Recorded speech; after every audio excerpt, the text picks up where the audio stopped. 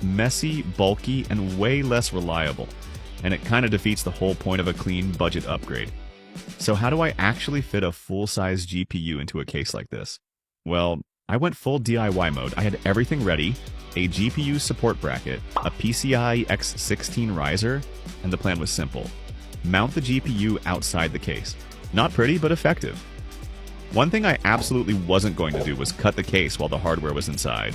Metal dust and PC components do not get along, so everything came out first. Then came the sketchiest part, figuring out where to cut. And honestly, there's no formula here, no guide, no measurements. This was pure guesswork. I marked the area that needed to go, took a deep breath, and cut it out. At that point, there was no going back. Either this works, or I just permanently modified a Dell Optiplex for no reason. After clearing out everything that was blocking the riser, I finally managed to fit it in. And honestly, I got lucky. One cut, and it fit perfectly. To keep it in place, I used high-quality double-sided tape to secure the riser to the case. Now let me be clear, this is not a long-term bulletproof solution. If you want something more permanent and safer, drilling holes and securing it with screws is absolutely the better move. This is more of a budget modder approach. That said, with this setup, the result is kind of awesome.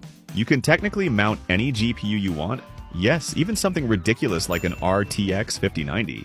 The case is now super easy to work with, and installing or removing parts is way less painful than before. Now, the original configuration was pretty weak, mostly because it only had 8 GB of RAM. So I upgraded that to 16 GB, and for the GPU, I went with a GTX 1050 Ti 4 GB, which I picked up for $50. It's a smart choice here. Low power draw, no external PCIe power needed, and it won't overwhelm the stock PSU. Once everything was installed, I was honestly surprised. The GPU actually became a visual highlight of the whole build. Not bad at all for a Frankenstein setup like this. Looks are one thing though, what really matters is performance. So yeah, enough talking, let's jump straight into the benchmarks and see what this thing can actually do. I tested everything at 1080p to keep things fair and easy to compare. Starting with Minecraft, after the upgrade it's pushing over 300 FPS.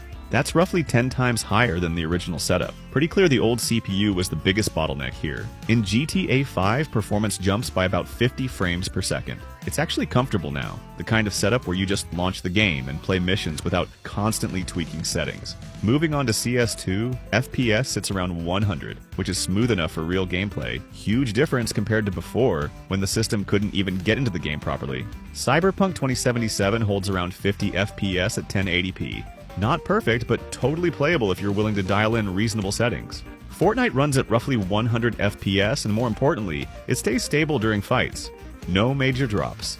And finally, The Witcher 3 lands in the 60 to 70 FPS range, which is solid for an older AAA title that's still pretty demanding.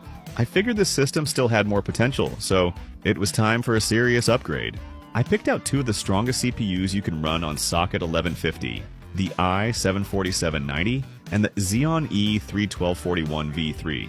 And if you're thinking about doing a similar upgrade, here's my honest advice. Go with the Xeon. Its performance is basically on par with the i7-4790, but it costs around $15, which is almost half the price.